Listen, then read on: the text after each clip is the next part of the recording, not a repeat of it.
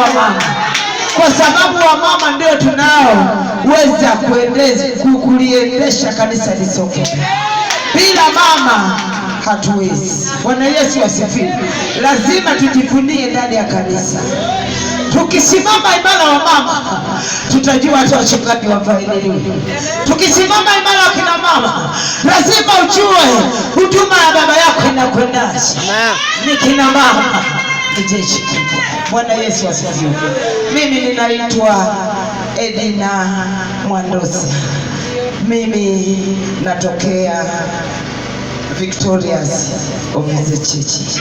Tawi langu liko Isanga. Bwana Yesu asifiwe. Kwanza napenda kumshukuru askofu. Mungu akubariki. Asante kwa kumtunza huyu baba, maana ni baba wa watu wengi. Hata mimi kaniinua, hata tukikutana kwenye mlima tunakuwa pamoja. Mungu akubariki baba askofu. Asante baba. Amenaongeza makofi tena kwa mama yetu mzuri.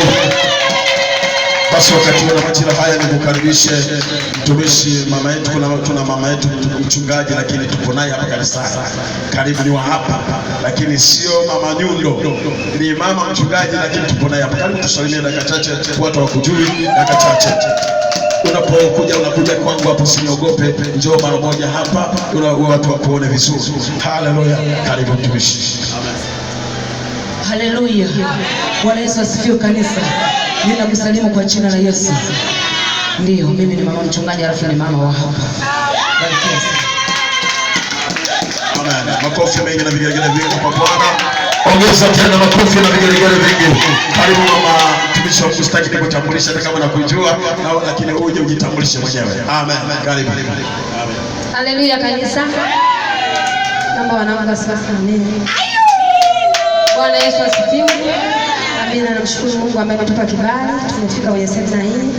Pia namshukuru Mungu hata kwa ajili ya somo la baba ninatoa sehemu. Amen. Ninaitwa mchungaji Mpembe, tuko pale Shilo tumtumikia Mungu. Ongeza makofi kwa ajili yake tafadhali. Watu hawa ni watu wa samani sana, ni watu wazuri sana, lakini niombe nikaribishe mtumishi nabii Paulo kutoka pale anga la upako. Anga sio anga la makunguru, anga la upako. Karibu tusalimie mtumishi wa Mungu, na Mungu akubariki sana. Wewe ni wa samani sana. Amen. Amen. Bwana apewe sifa. Hebu tupungie ni mikono juu. Mwambie rafiki yako hatimaye imekuwa. Hatimaye imekuwa. Bwana Yesu asifiwe. Namshukuru sana Mungu, leo ni mara ya pili kanyaga katika anga hii, kuwepo katika hekalu la Bwana nzuri kama nini. Namshukuru sana Mungu kwa ajili ya kibariki kufika mahali hapa. Msionijua, hebu wangapi wananijua? Msije kuniona, nione kiwango gani nafahamika au sifahamiki. Kama unajua unasema unafahamika, kumbe ufahamiki kabisa. Niangalie kwa makini. Tunyoshe tena tu. Bado sifahamiki. Haleluya, haleluya.